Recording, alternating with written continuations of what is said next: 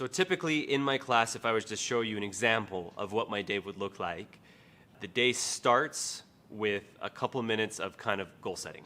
What are we going to do? I'm telling you what my goals are, and you say what you're going to learn from that, and this is all written out.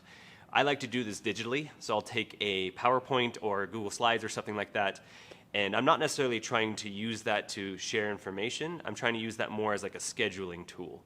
So the first slide of the day might be, this is what we're going to learn, and this is how we're going to learn it. And then I let them talk about it for a second. We talk back and forth.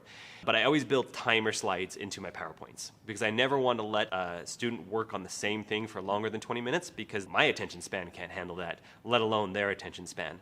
At the very most, 20 minutes will be a timer up on a slide, and I say, okay, is there any questions? No questions. I click the button, and the timer starts.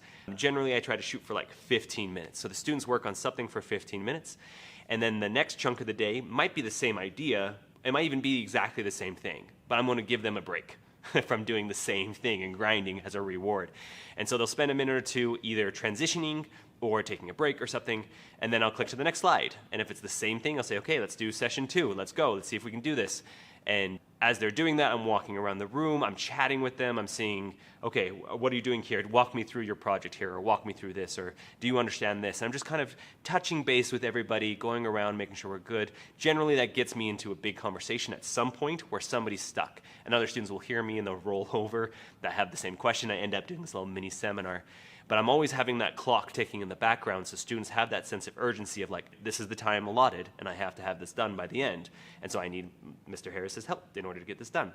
And then the timer goes off. I talk about the next thing, but the slides I just use as more of a student-facing lesson plan so that they know where I'm trying to go and what I'm trying to get done, and they know everything that they need to do. And then I can take that PowerPoint and I can plug it into my online register of what I did each day, so students who weren't there, they can just use that playlist or use that PowerPoint with the same timing schedules and everything and know exactly what we were doing. Whether or not they do that, that varies widely.